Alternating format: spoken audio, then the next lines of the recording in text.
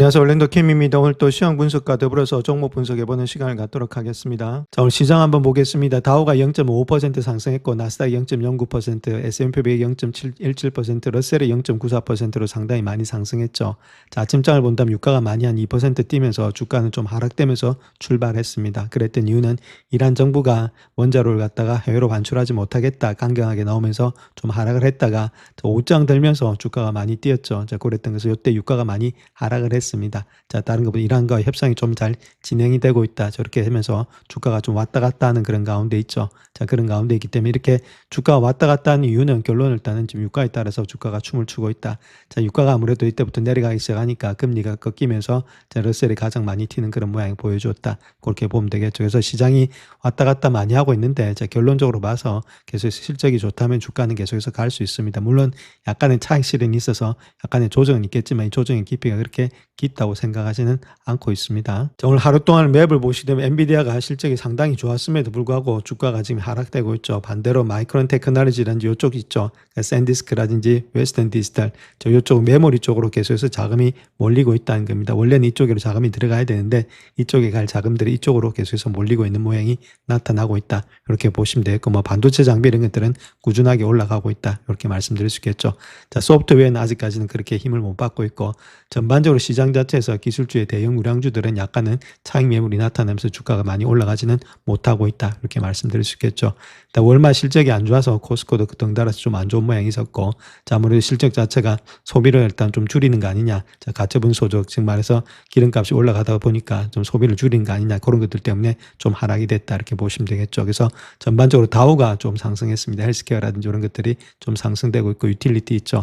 그래서 기술주가 안 가니까 이제 이런 종목들이 좀 갔던 하루가 되지 않았나 그렇게 보여지고 있습니다. 자, 오늘 러셀이 상당히 좋았으니까 러셀의 대장주인 블룸에너지 그다음 크리도 이런 것들 반도체가 상당히 좀 잘 가고 있다 이렇게 말씀드릴 수 있겠고 또 이번에는 양자 주식이 좀 많이 올랐죠. 정부에서 지원을 하겠다. 그래서 정부에서 어느 정도 신규 발행하면은 그런 주식을 사주기 지분을 출자하겠다 그런 것들 때문에 올라갔죠.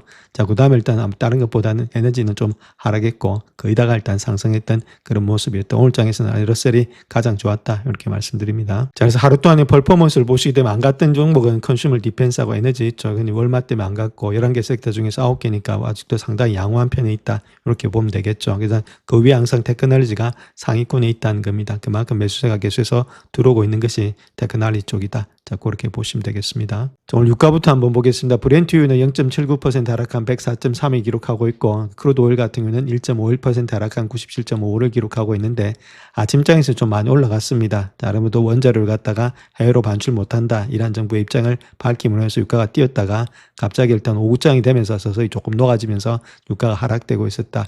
유가가 하락되고 있었으니까 10년물 금리 역시도 좀 하락되는 모습이 있었죠. 그러니까 10년물 금리하고 지금 유가하고 같이 놀고 있다 이렇게 보시면 됩니다. 그래서 다음 요 차트 하나 보시게 되면 위에 있는 거 있죠. 10년물 금리다 이렇게 보시면 되고 밑에 있는 거 있죠. UK 오일입니다. 그러니까 결론적으로 오일이 내려갈 때 그 금리도 같이 내려가고 있고 오일이 올라갈 때 금리도 같이 올라가고 있다 이렇게 보시면 되겠죠. 그래서 지금 이제 채권 금리가 상당히 왔다 갔다 하고 있는데 결국 일단 유가에 따라서 움직이고 있는 것이 채권 금리다. 그래서 채권 금리가 내려가려면은 결론은 유가가 내려가야 되겠고 호르무즈가 열리면은 자연적으로 금리도 내려간다. 자, 그렇게 보시면 되겠죠. 자, 유가가 내려가고 금리가 내려가니까 가장 많이 올라갔죠. 러셀 지수가 0.93%로서 많이 올라갔죠. 러셀이 많이 올라갔고, 자, 나스닥 같은 경우는 조금 일단 지금 횡보가 되면서 좀 차익 실현이 좀 많이 나타나는 모양이 있고, 자, S&P 500도 역시나 좀 차익 실현이 나타나고 있다. 자, 다우는 조금 올라가고 있고, 오늘장에서 많이 올라갔던 것이 역시나 러셀이 많이 올라갔다. 금리 영향을 많이 받고 있는 것이 러셀이 올라가고 있는데 결국은 유가하고 금리 영향을 많이 받고 있다. 이렇게 보시면 되겠습니다. 자, 그래서 S&P 500의 지수의 주봉 차트 한번 보시죠. 주봉 차트는 주가가 올라가고 있죠. 고점을 돌파하면서 주가가 올라가서 옆으로 쉬는 거지. 이거 자체가 여기서부터 주가가 꺾여서 내려온다, 하락한다 그렇게 보시면 안 되겠죠. 주가가 올라가서 옆으로 눕고 있다는 것은 약간의 차익 매물을 받아내고 있는 그런 실정이 있다 이렇게 보셔야 됩니다. 주가가 하락되는 모습이 아니고 자, 두 번째는 이제 이렇게 하락이 되고 있음에도 불구하고 약간 왔다 갔다 하고 있음에도 불구하고 자, 조금만 내려가면 반등이 되고 있는 것이 반도체 그 안에서도 메모리든 바로바로 반등이 되고 있다. 이렇게 말씀 말씀을 드립니다. 자, 그래서 반도체 중에서도 매물이 있죠. 그렇게 마이크론 테크놀로지 바로 V자 반등이 되고 있죠. 조금만 하락하면 매수세가 바로바로 들어오고 있습니다. D램 마찬가지죠. D램 ETF도 SK 하이닉스, 삼성전자, 마이크론 품고 있는 것들 바로 V자 반등으로서 매수세가 들어오고 있다. 이렇게 보시면 되겠고, 자, 그와 더불어서 뭐 코힐런트 이런 것도 마찬가지입니다. 좀 빠지면 바로 들어옵니다. 광이라든지 이런 것들도, 루멘텀도 마찬가지죠. 그 다음 샌디스크도 마찬가지로 이건 빠질 때마다 바로바로 반등이 들어오고 있는 것이 매물의 업종 쪽이다. 광이라든지 이쪽에. 그래서 이쪽은 우리가 계속해서 관심을 가지고 봐야 될 때다. 이렇게 말씀드립니다. 자, 다음 요 차트는 AAII 그 개인 투자자들 협회에서 나타났던 자료인데, 이게 설베이를 했던 내용을 보시면 베얼리시 있죠. 그러니까 주가를 갖다 향후 6개월 동안에 안 좋게 보는 확률이 43.60으로서 많이 늘어나고 있다는 겁니다. 저 빨간 거 있죠. 빨간 게 많이 올라오고 있죠. 상당히 일단은 베얼리시하게 보고 있다. 이렇게 보면 되겠고, 자, 그다음 뉴트럴, 중앙으로 보는 사람이 24.7이고 24.7은 노란색이죠. 뭐 변함이 없고, 그다음에 일단 좀 좋게 보는 사람, 불리시하게 보는 사람은 31.7로서 많이 줄어들었죠. 그래서 앞으로 향후 주가를 갖다가 좋게 안 보고 있는 사람들이 많이 있다. 개인 투자가들이. 이게 개인 투자들의 입장이죠. 자, 그런데 요거 반대로 하시면 된다. 이렇게 말씀드립니다. 자, 다음 펀드 매니저 설베이 따르게 되면 투자자들, 그러니까 지금 이제 펀드 매니저들 입장에서 본다면 채권의 비중을 갖다가 그렇게 반대를 갖다가 많이 안 가져가고 있다. 이렇게 보면 되겠죠. 원래는 일단은 아무래도 금리가 많이 올라가면은 채권 비중을 뭐 늘려야 되는데 채권 비중을 그렇게 많이 안 가져가고 있다. 자, 그렇게 밝히고 있습니다. 자, 현재 미국 경제를 갖다 좋게 보고 있는 이유가 다른 것보다는 제조업 지수 있죠. 제조업 PMI 지수 자체가 이게 노란선입니다. 노란선 자체가 계속해서 올라가고 있죠. 제조업 PMI 지수가 좋다는 말은 아직까지는 크게 문제가 없다는 거겠죠. 경기에 침체가 올 확률은 그렇게 많이는 없다. 저 그렇게 보시면 되겠습니다. 자, 오늘 시장을 볼 것 같으면 유가가 또 올라갔습니다. 올라갔다 약간 둔화가 되고 있음에도 불구하고 유가가 계속해서 좀 상승폭에 있다. 그 다음에 엔비디아 실적 발표에 주가는 좀 하락됐죠. 그래서 S&P 500 지수가 아마 변동이 없는데, 자, 그럼에도 불구하고 장중에는 왔다 갔다 하는 폭이 좀 많이 넓어지고 있다. 저 그렇게 먼저 말씀을 드립니다. 자, 아침에 유가가 많이 뛰었던 이유를 보게 되면은 이란의 최고 지도자가 농축의 우라늄을 국내에 보관하라는 지시를 내렸다고 보도한 후에 원유 가격이 급등했다. 이렇게 말하고 있죠. 그래서 미국과 이란 간의 전쟁 해결 전망을 좀 복잡하게 만들고 있다. 자, 이기 때문에 유가가 좀 많이 급등을 했다. 이렇게 말씀드릴 수 있겠고, 자, 유가가 급등하니까 마찬가지로 국제 수익률도 많이 상승되는 모양이 있었죠. 30년물 역시도 계속해서 올라가는 모양이 있었다. 그래서 이런 것들이 좀 안 좋은 가운데 있었기 때문에 주가 자체가 좀 많이 출렁거렸다. 이렇게 말씀을 드립니다. 자, 그로 인해서 수요일 날에는 아무래도 유가와 채권 수익률이 좀 하락하면서 투자자들 심리가 좀 개선되었는데, 자, 그거 자체가 트럼프가 최종 단계에 접어들었다. 그렇게 밝힌 후에 조금 일단 좋은 모양이 있었죠. 그렇게 하다가 또 목요일 아침에 좀 왔다 갔다 하는 그런 핑퐁 게임이 되고 있다는 겁니다. 자, 그래서 유가가 배럴당 100달러 이상을 유지해서 인플레이션이 상승할 가능성이 있는데, 자, 그렇게 되면 단기적으로는 좀 우려가 커지고 헤드라인에서 리스크 관련 기사가 많이 나올 거다. 자, 그렇게 이야기를 하고 있는데, 우리가 여기서 봐야 될 것은 트럼프가 일단 전쟁을 해가지고 이걸 갖다가 사태를 갖다 악화시키를 원하는 것이 아니라는 거죠. 자, 그런 가운데 있기 때문에 오늘 또 장 후반으로 갈수록 계속해서 또 유가가 좀 누그러지는 가운데 있습니다. 그래서 헤드라인 따에서 왔다 갔다 하고 있지만은 결론적으로 봐서 이거 자체가 갖다 판을 깨려는 그런 입장이 있는 것은 트럼프가 아니다. 그거 아시고 주가가 좀 빠진다면 매수 관점에서 들어가시고, 있는 분은 지금 들고 가야 될 때 지금 털고 밟고 할 때가 아니다. 자, 그렇게 먼저 말씀드립니다. 자, 요즘에 채권이 뜨거운 감자가 되고 있는데, 자, 두 가지를 놓고 한번 알아보겠습니다. 하나는 좀 긍정적인 측면에서 한번 알아보겠고, 나머지 뒤에서 볼 거는 조금 부정적인 측면, 그 두 가지를 놓고 한번 알아보겠습니다. 그래서 지금 보시게 되면 채권의 수익률이 위험 수준에 있죠. 뭐 5%가 넘어가고 있으니까. 자, 그럼에도 불구하고 아직까지는 시장에는 악영향을 미치지 않고 있죠. 그렇다면 그 이유가 어디 있는지 한번 살펴보겠습니다. 자, 원래 국제 수익률이 5%를 넘게 되면은 위험지대에 있지만은 금리 인상 속도 둔화와 견조한 1분기 실적 덕분에 시장은 어느 정도 완충되고 있다. 이렇게 보면 되겠고, 또 시장의 전반적인 흐름이 좀 많이 좁아지고 있죠. 그래서 시가총액이 S&P 500 지수에서 4.6% 정도 상승하고 있지만 가중입니다. 가중 평균. 그런데 동일 가중은 지수는 할 때 0.1% 하락되고 있다. 즉 가는 종목만 가고 있다. 반도체만 달리고 있다. 그 이야기를 하고 있죠. 또한 트럼프 행정부의 관세 완화 같은 정책의 변화를 통해서 주시장의 약세가 아니라 채권 시장의 고려 사항에 의해서 주도되고 있다. 그렇게 말하고 있습니다. 이런 것들이 전반적으로 형성이 되면서 채권 시장에 조금은 부담이 없어지면서 주가는 계속해서 달리고 있다. 그 이야기를 하고 있죠. 자, 국제 수익률 자체가 위험 수준에 와 있죠. 위험 수준에 와 있는데, 그럼에도 불구하고 변동성은 상대적으로 낮다는 겁니다. 변동성이 높으면은 문제가 되는데, 완만하게 변동성이 되고 있죠. 그런 가운데 있기 때문에 아무래도 위험 부담이 조금 없다. 그 이야기를 하고 있습니다. 자, 그 다음 두 번째로 봐야 될 것이 예상외로 견조했던 1분기 실적 발표 시즌이 높은 금리로 인해서 피해를 갖다 부분적으로 상쇄했다는 겁니다. S&P 500의 지수의 구성 종목 중에서 절반 이상이 이러한 실적을 반영하고 있는데, 자, 시장이 인공지능이라는 기술적으로 구성되어 있는데 이들 기업의 주당 순이익이 예상치를 갖다 거의 100% 상회하는 실적, 강력한 향후 전망 이런 것들이 미전체 시장을 갖다가 안정시키는 역할을 하고 있다는 거겠죠. 그래서 실적 전망치의 상향 조정의 증가가 국채 수익률의 상승과 맞물려서 주식, 신용, 위험자산 전반에서 완충 역할을 하고 있다. 자, 그렇게 말하고 있습니다. 그럼에도 불구하고 시장 전반의 흐름이 매우 좁아졌다. 자, 소수의 종목만이 지수를 끌어올리고 있다. 자, 그렇게 우리가 보시면 되겠습니다. 자, 그래서 S&P 500 지수 안에서 IT하고 지금 AI 이쪽 분야만 계속해서 달리고 있다. 그 이야기를 하고 있죠. 그렇기 때문에 상당히 시장의 폭은 상당히 좁아져 있는 상태에 있다. 그렇게 밝히고 있습니다. 자, 마지막으로 또 봐야 될 것이 트럼프 입장에서 지난 한 해 동안에 했던 그런 주요 정책들이 있죠. 자, 그것들을 봤을 때는 아무래도 이런 것들이 주시장보다는 채권 시장을 더욱더 많이 고려했다. 이렇게 보시면 되는데, 자, 결론적으로 말해서 이런 거죠. 지금 현재 몸속에서 채권의 가격, 즉 말해서 채권의 수익률은 계속해서 올라가고 있는데, 자, 그럼에도 불구하고 그 수익률의 속도가 그렇게 빠르지 않다는 점들. 그 다음 두 번째는 그에 플러스해서 실적이 너무 잘 나고 있다는 것들. 이런 것들이 채권이 올라가고 있음에도 불구하고 어느 정도 채권의 가격이 떨어지고 채권의 금리 수익률이 올라가고 있음에도 시장이 버티고 있는 그 이유 중에 하나가 되고 있다. 자, 그렇게 보시면 되겠습니다. 자, 다음 월스트리트에 나타났던 채권 시장에 대해서 좀 알아보겠습니다. 지금 채권 시장 때문에 주가 자체가 많이 왔다 갔다 그러죠. 그래서 부채라도 있고 인플레이션도 있고 포퓰리즘 이런 것들이 복합적으로 작용해서 2020년도 이후에 금리 환경이 많이 변화되고 있는데, 자, 그 내용에 대해서 한번 살펴보겠습니다. 자, 현재 채권 시장의 질문을 보게 되면 지난주 수익률이 그렇게 많이 올랐느냐가 아니라 왜 더 일찍 이런 일이 일어나지 않았냐. 자, 그것이 더 문제라는 거죠. 그래서 예를 들어서 미국에서 정부 차입이 수년간 통제불능 상태에 빠져 있는 가운데 있고, 미국의 인플레이션 2022년도 이후에 연준 목표치인 2%로 훨씬 더 웃도는 수준에 머물러 있다. 자, 거기다가 인공지능 구축 자금 마련을 위해서 기업들이 막대한 차입까지 더해가지고 있는데, 그렇게임에도 불구하고 장기금리가 더 오르지 않았는지 의아할 따름이다. 그 이야기를 하고 있죠. 그래서 채권 수익이 오르면 가격이 떨어지는 매도세를 본다면 전체적인 규모에 비하면 완만한 편이 되고 있다.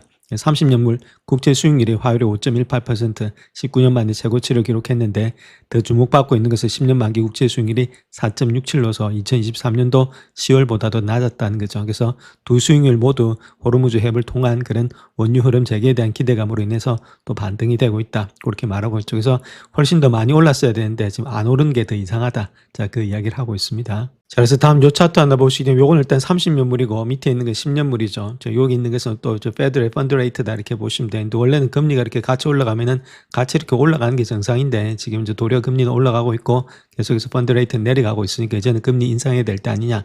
자, 그 이야기를 하고 있죠. 그래서 이런 것들이 단기물에서 이런 것들이 또 반영이 되는 그런 시점에 와 있는 것이 현재 모습이죠. 자, 2023년도에 채권의 수익률이 5%까지 치솟았던 주요 원인 중 하나가 연준의 단기금리 목표치가 5.25에서 5.5%로 높아졌기 때문이죠. 현재의 연준의 금리 목표치는 이보다 낮은 1.75를 기록하고 있는데, 1.75포인트가 낮은데, 그래서 연준의 추가 금리 인하에 대한 기대감이 약해지면서 최근에 수익률이 급등하고 있죠. 아무래도 옛날엔 좀 금리가 인하될 거다 했는데 몇 달 만에 바로 일단 금리를 또 올려야 되는 거 아니냐. 제가 그렇게 이야기를 하고 있다는 겁니다. 그래서 지난 1년간의 수익률 급등의 더 큰 원인은 투자자들이 단기 대출보다는 장기 대출에 대한 더 높은 수익을 원했다는 것이죠. 그래서 지난 한 주 동안에 두드러지게 나타난 부채, 인플레이션, 포퓰리즘 이런 것들이 당분간 지속될 것이라는 그런 판단을 반영하고 있고, 이런 현상이 곧 채권 시장 위기를 의미하는 것은 아니지만은 수년간의 금리의 상승 압력을 가할 것으로 보여지고 있다. 이렇게 말하고 있죠. 그래서 금리가 지금부터는 뭐 크게 떨어진다고 생각하는 사람들은 별로 없다.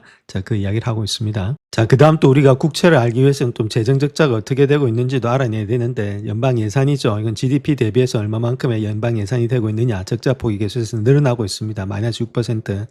2002년에서 2007년도가 마이너스 2%, 그 다음 2010년에서 19년도가 마이너스 한 3% 정도 됐죠. 마이너스 한 4.5% 됐는데, 자, 이번에 들어서는 더 많이 늘어나서 마이너스 6%까지 적자가 계속해서 쌓인다는 겁니다. GDP 대비해서. 자, 그랬던 이유는 또 트럼프가 국방비로서 사상 최대 규모인 1조 5천억 달러를 요청한다다가 세금 환급까지 지금 관세까지도 세금을 환급해주고 있죠. 그러니까 재원은 없고 계속해서 적자폭만 늘어나고 있는 것이 현재 미국의 재정부다 이렇게 보시면 되겠습니다. 자, 그 다음 또 물가 한번 보겠습니다. 물가는 2002년에서 2007년 사이가 지금 이제 2.5% 정도 되었고 2010년에서 19년은 2% 미만이었죠. 이때는 좋았는데 2023년에서 2026년에는 지금 3%가 넘어가고 있습니다. 물가가.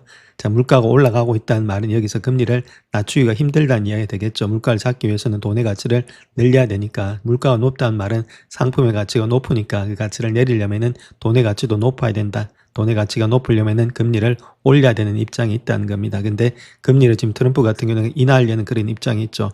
채권 가격은 계속해서 근데 반대로 움직이고 있죠. 채권의 금리는 많이 뛰고 있다는 겁니다. 이런 게 물가가 올라가고 있다는 그런 증거가 채권의 금리가 뛰고 있다. 자, 이렇게 우리가 보시면 되겠죠. 자, 그래서 우리가 생각해 봐야 될 것이 부채하고 인플레이션이 악순환에 빠질 건가 그 이야기인데 지금까지 별개의 문제로 여겨졌던 재정적자, 인플레이션이 서로 영향을 미칠 수 있다는 거겠죠.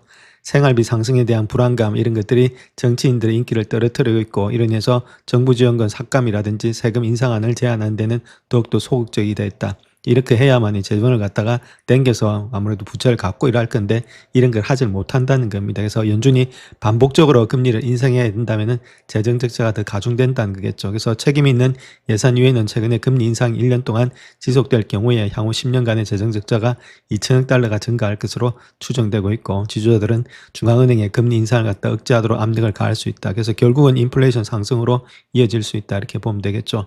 자, 금리 인상을 하기는 해야 되겠죠. 하기는 해야 되는데, 자, 인플레이션이 높으니까, 자, 그럼에도 불구하고 좀 재정 적자가 너무 많으니까 금리를 갖다 인상하기도 상당히 힘든 그런 여러 가지의 아이러니한 문제에 있다. 그래서 지금 부채하고 인플레이션이 악순환에 계속해서 되고 있다는 거죠. 따로 노는 국밥이 아니다. 자, 그렇게 보시면 되겠고.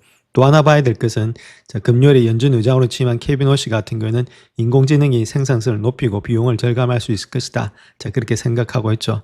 자, 그럴 가능성도 있는데 자, 긍정적인 신호는 노동시장에서 비용 부담의 압력이 자, 느껴지지 않는다는 점. 자, 이런 것들은 조금은 나은데 자, 완전히 이거 자체가 자, 그 부채를 갖다 다 갚을 만큼의 생산성이 많아지느냐. 자, 거기에 대해서는 좀 의문이 있다. 이렇게 말씀을 드립니다. 자, 근데 놀랍게도 현재까지는 부채 관세 유가 그리고 트럼프의 연준의 독립성 공격에도 불구하고 채권 투자가들은 인플레이션에 대해서 여전히 낙관적이었다는 겁니다.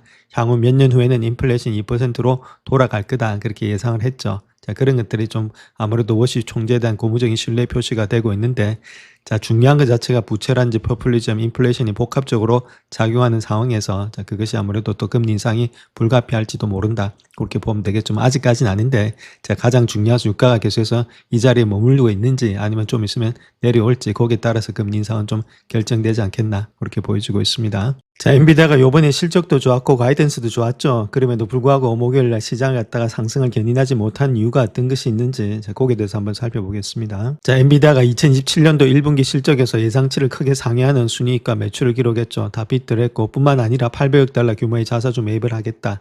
데이터 센터 매출은 전년 대비 100%가 증가했다. 그렇게 발표를 하고 있었죠.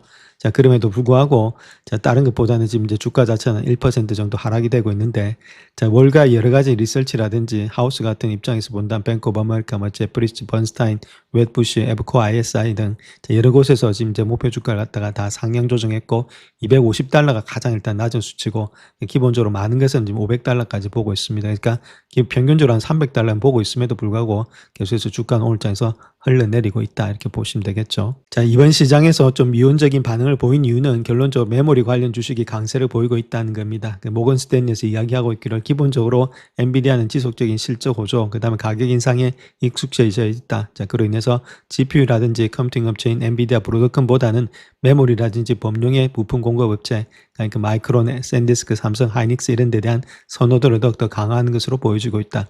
돈이 이쪽으로 다 몰려 들어가고 있다는 겁니다.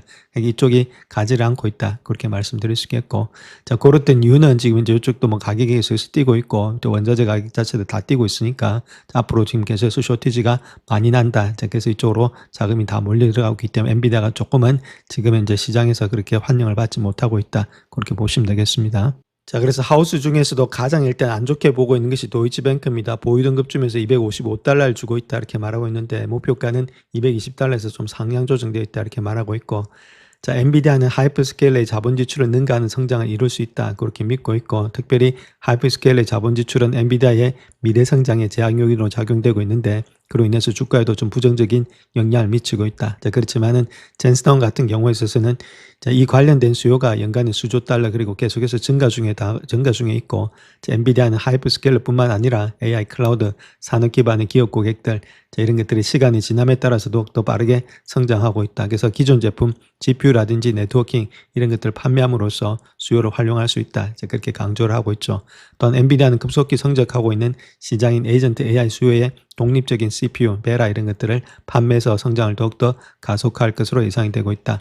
총 시장 규모 템 시장이 한 2천억 달러 정도로 추산하고 있는데 200억 달러 정도로 매출을 목표로 하고 있다는 거죠. CPU에서도 뒤지지가 않는다 그 이야기를 하고 있습니다. 그래서 규모 측면에서 본다면 AMD나 인텔의 개별 서버의 CPU 매출과 거의 동일한 수준에 있다. 자, 그렇게 이야기를 하고 있습니다. 자, 엔비디아의 실적 발표도 중요했지만은 그거보다 더 중요했던 것이 추론 시장의 점유율에 주목을 해야 된다 이렇게 밝히고 있는데, 자, 그 이유에 대해서 한번 살펴보겠습니다. 자, 그래서 이번에 실적 발표 후에 다른 주가들이 더 많이 움직였죠. 에이전트 단계는 중앙 처리 장치, 그다음 보다 분산에 대한 시스템 아키텍처에 다시 초점을 맞추게 됐다. 그로 인해서 인텔과 같은 제조업체, 그다음 마이크론, AMD 이런 것들이 아무래도 조금 더 많이 움직이는 그런 모습을 보여주고 있다. 그렇게 밝히고 있죠. 자, 엔비디아의 어닝스 콜에서 지금 하우스에서 이야기했던 내용입니다. 질문의 내용이 투자자들이 추론 분야에서 엔비디아의 시장 점유율에 큰 관심을 기울이고 있는 가운데 베라 루빈이 추론 시장 점유율에 대해서 어떤 영향을 미칠 것으로 예상하느냐. 자, 그렇게 이야기를 했더니 젠슨 왕이 이야기하고 있기를 인공지능의 사용자와 기업을 위해서 질문에 답하고 작업을 완료하는 능력인 추론 분야에서 자사의 시장 점유율이 증가하고 있다고 한두 번 아니라 5번, 6번을 답했다. 그렇게 말하고 있죠. 그래서 추론 분야에서 우리 측의 점유율이 매우 빠르게 증가하고 있다. 자, 그렇게 이야기를 하고 있습니다. 자, 그래서 엔비디아는 이제 인공지능의 칩 생산 분야에서 유일한 기업이 아니다. 그렇게 말하고 있고, 과거에는 엔비디아가 전문으로 했던 GPU가 인공지능의 칩의 대명사였는데, 자, 현재로서는 에이전트 단계에서는 직접적인 관리보다는 스스로 작업을 수행하도록 하는 반절 보수를 의미하고 있다. 그래서 이를 위해서는 GPU보다는 더 많은 수의 기존 CPU를 필요로 하는 분산 처리 설계가 필요로 하고 있다. 이렇게 말하고 있죠. 자, 여전히 엔비디아가 압도적인 시장 점유율을 차지하고 있지만은 새로운 인프라 형식의 등장으로 인해서 분석가들의 경쟁에 대해서 관심이 높아지고 있다. 그렇게 말을 하고 있습니다. 그래서 아키텍처가 시장을 지배할지 아니면은 또 칩 제조업체들이 점차 전문화될지는 아직까지는 불분명하다. 그렇게 말하고 있죠.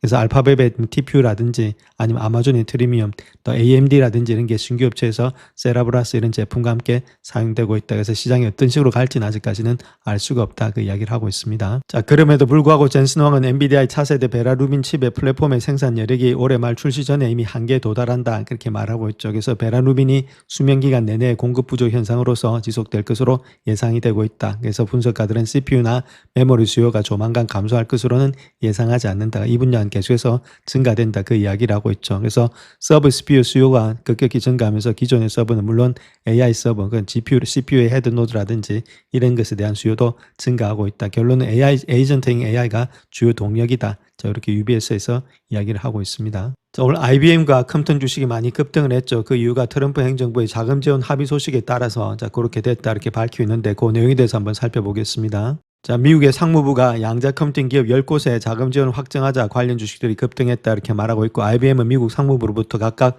10억 달러씩 지원받아서 새로운 양자 컴퓨팅 연구소인 엔드런을 갖다가 설립했다 이렇게 말하고 있죠. 그래서 리게티, 디웨이브 그리고 인플렉션 이런 것들이 1억 달러의 투자금을 확보했다 이렇게 밝히고 있습니다. 뭐 아이언큐는 못 받았는데 자, 그럼에도 불구하고 주가는 같이 올라가고 있다 이렇게 보시면 되겠죠. 자, 그래서 이번에 대규모 계약에는 일부 기업의 지분 인수도 포함되어 있다 이렇게 말하고 있고, IBM도 이게 동참한다 이렇게 되고 있죠. 그래서 엔드런이라는 새로운 독립회사를 설립해서 미국 최초의 순수 양자 컴퓨팅 파운드리를 칭할 것이다 그렇게 말하고 있고, 그래서 IBM과 상무부가 각각 엔드런에 10억 달러씩 현금을 투자하면서 IBM은 상당한 지적 재산 그리고 자산이라든지 숙련된 인력을 제공할 예정에 있다 그렇게 말하고 있죠. 그래서 엔드런은 이미 양자칩 생산을 위한 자체 생산 시설을 보유하고 있었지만은 이번 투자를 통해서 규모를 확대할 예정에 있다 그렇게 말하고 있고, 자, IBM의 연구 책임자가 이야기하고 있는 내용은 매년 새로운 양자 프로세서를 설계하고 싶어하는 시점에 도달했다 그렇게 말하고 있죠. 그래서 새로운 시대에 접어들었고 이 시대에 신뢰할 수 있는 기본 생산 시설이 필요하다 이렇게 말하고 있습니다. 그래서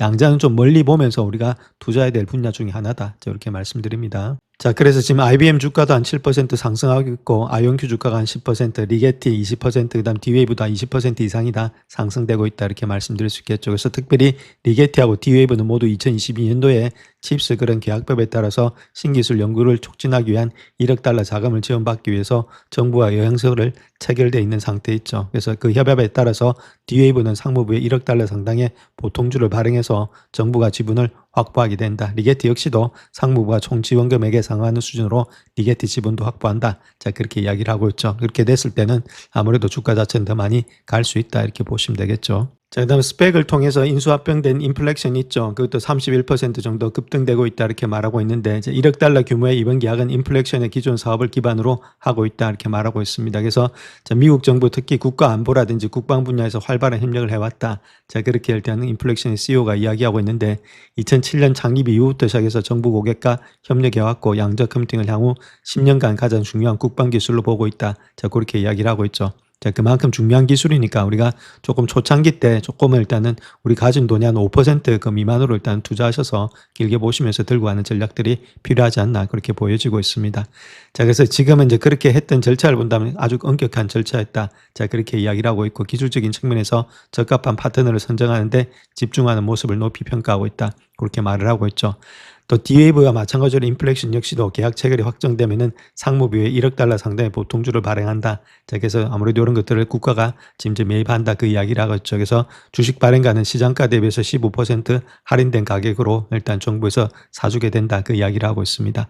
그 다음 또 비상장 기업들도 이번 지원에 참여하고 있는데 사이콘덤, 허니웰 이런 것들도 아무래도 같이 일단 1억 달러씩 지원받을 예정에 있다. 그렇게 말을 하고 있습니다. 그래서 전반적으로 봐서 양자 산업 자체가 앞으로 좀 이제 긴 시간을 놓고 보면은 상당히 많이 발전할 수 있는 분야니까 일부의 한 5%에서 10%의 아무리 자산은 조금은 취득하고 있는 것이 좋지 않나 그렇게 생각을 합니다. 자, 스페이스X의 IPO 서류 제출로 인해서 로켓랩, 코올리브 등의 주가가 움직이고 있다 이렇게 밝히고 있는데 지금 이제 주가가 좀 많이 올라왔던 것들이 있죠. 일부 차익 실현들이 계속해서 나올 수 있다 이렇게 말씀드립니다. 자, 그래서 스페이스X 같은 기업 공개를 통해서 수십억 달러를 조달하면서 2010년도까지 250달러 이상의 매출을 달성해서 2조 달러 이상의 기업 가치를 목표로 하고 있다 그렇게 말하고 있고, 자, IPO 소식으로 인해서 주가가 좀 혼조세를 보이고 있는데 로켓랩은 좀 4.5% 하락한 반면에 스페이스 모바일 이런 것들은 6.9% 정도 상승되고 있다. 좀 혼조세가 되고 있으니까 자, 아무래도 기업 가치에 비해서 너무 많이 올라왔던 종목들 안에서는 일부 차익 실현도 필요하다 이렇게 말씀드립니다.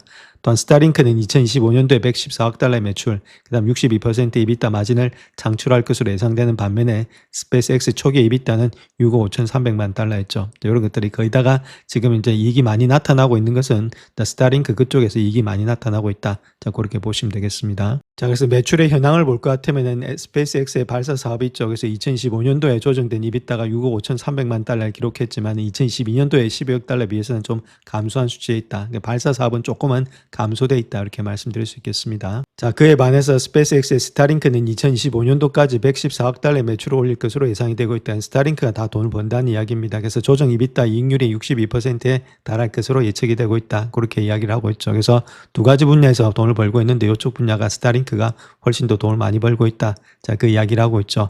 또한 지금 코이브가 조금 5.4% 정도 상승되고 있는데 그 이유는 스페이스X와 엔트로픽과의 계획 때문이다. 그렇게 말하고 있죠. 그래서 엔트로픽은 스페이스X의 AI 컴퓨팅 용량 사용료로서 매달 12억 5천만 달러를 갖다 지불하고 있다는 겁니다. 그래서 AI 컴퓨팅의 가치와 지금 코이브의 CPU 서비스 전략의 우수성을 보여주고 있기 때문에 지금 이런 것들을 인해서 코이브 주가가 좀 올라가고 있다. 이렇게 밝히고 있습니다. 자, 다음 종목 하나 보겠습니다. JP모건이 유틸리티 주식이 데이터 센터 거래 덕분에 상승세를 탈 수 있다 이렇게 전망하고 있는데 그 종목에 대해서 한번 살펴보겠습니다. 자, 그 회사 이름은 아메렌이다 이렇게 보시면 되는데 JP모건에 따르면은 데이터 센터 붐에 발맞춰서 에너지 공급업체로서의 입지를 다지면서 주가의 상승이 여력이 있다 그렇게 말하고 있습니다. 그래서 투자 의견을 중립해서 비중 확대로 상향 조정하면서 120달러에서 126달러에서 올리고 있다. 한 16% 정도의 상승 여력이 있다 이렇게 말하고 있죠.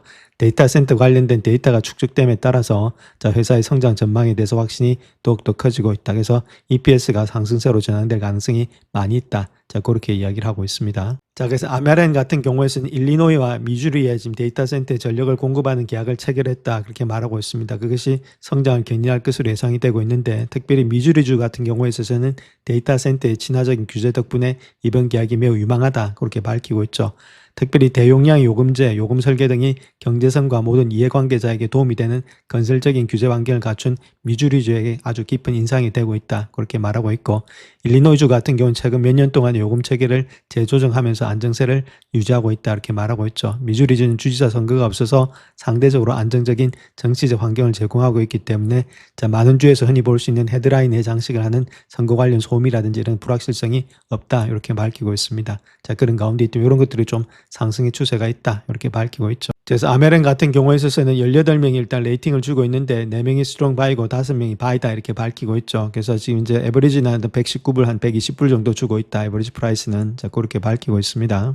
영상을 끝까지 시청해 주셔서 감사합니다. 영상이 도움이 되셨다면 구독과 좋아요 부탁드립니다. 감사합니다.